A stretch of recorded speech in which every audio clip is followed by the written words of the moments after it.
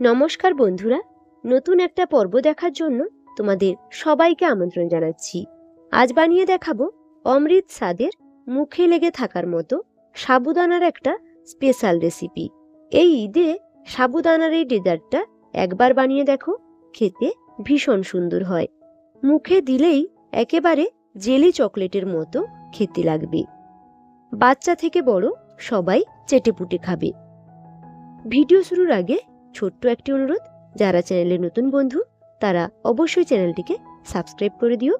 এখন চলো বানিয়ে নেব সাবুদানার স্পেশাল মিষ্টি রেসিপি।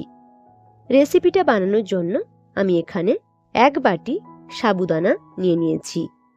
আমি এখানে ছোট দানা সাবুটা নিয়েছি, তোমরা চাইলে বড় দানাটাও নিয়ে নিতে পারো।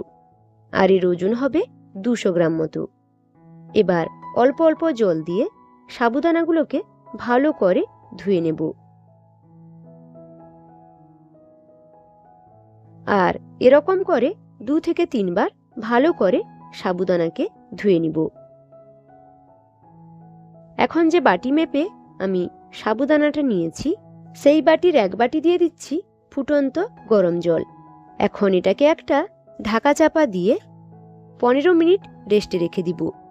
আর ততক্ষণে সাবুদানাটা একেবারে সফট হয়ে যাবে। 15 মিনিট পরে ঢাকনাটি তুলে নিচ্ছি। দেখো, সাবুদানাটা অনেকটাই নরম হয়ে গেছে। এখন দিয়ে দিব স্বাদ মতো কিছুটা নুন। 1 চামচ দিয়ে দিচ্ছি ডেজিকেটেড কোকোনাট বা শুকনো নারকেলের গুঁড়া।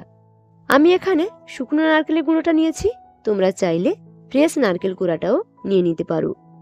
1 চামচ দিচ্ছি গুঁড়ো দুধ, আর 1 চামচ দিয়ে দিচ্ছি গুঁড়ো করে রাখা চিনি। চাইলে তোমরা এখানে গোটা চিনিটাও দিতে পারো। এখন সবকিছুকে হাত দিয়ে ভালো করে মেখে নিচ্ছি। আর মাখাতে মাখাতে দেখবে এরকম একটু আঠালো হয়ে যাবে, আর একটা ডোয়ের মতো হয়ে যাচ্ছে। এখন আমি হাতটা ধুয়ে ভালো করে তেল লাগিয়ে নিয়েছি। এবার এর থেকে অল্প কিছুটা মিশ্রণ হাতে নিয়ে 2 হাতের সাহায্যে এরকম গোল গোল মিষ্টির আকারে বানিয়ে নেব। এই মিষ্টিগুলো বানানো একেবারে সহজ, যে কেউ চাইলে বানিয়ে নিতে পারে। হাতে তেল লাগাতে না চাইলে হাতে অল্প কিছুটা জল লাগিয়ে তারপরে মিষ্টিগুলো এইভাবে বানিয়ে নিতে পারো। আর এখানে একে একে সবগুলো মিষ্টি আমি বানিয়ে নিয়েছি। দেখো বন্ধুরা, এখানে বেশ অনেকগুলো মিষ্টি আমার তৈরি হয়েছে। এবার গ্যাস জ্বালিয়ে একটা কড়াই বসিয়ে তাতে 500 ml লিকুইড দুধ দিয়ে দিচ্ছি। দুধটাকে আমি আগে থেকে একটু গরম করে নিয়েছিলাম, এখন আরও একটু ঘন করে নেব। ফ্লেভারের জন্য 2টো এলাচ দানার মুখটা একটু খুলে দিয়ে দিচ্ছি। দুধটা ফুটতে শুরু করলে দিয়ে দিব 1/4 কাপ গুঁড়ো করে রাখা চিনি। তোমরা চাইলে এখানে গোটা চিনিটাও দিতে পারো। মিষ্টিটা তোমরা এখানে একটু কমিয়ে বা বাড়িয়ে দিতে পারো। এখানে দুধটা কিছুক্ষণ ফুটিয়ে নেওয়ার পরে মিষ্টিগুলো একে একে দুধের মধ্যে দিয়ে দিব। আর মিষ্টিগুলোকে ফুটন্ত দুধের মধ্যে এক এক করে ছেড়ে দিতে হবে, তাহলে আর মিষ্টিগুলো একটাও ভাঙবে না, সবগুলো গোটা থাকবে। মিষ্টিগুলো দেওয়ার পরে হালকা হাতে খুন্তি দিয়ে নাড়াচাড়া করতে হবে। খুব বেশি নাড়াচাড়া করা যাবে না, তাহলে কিন্তু মিষ্টিগুলো ভেঙে যেতে পারে।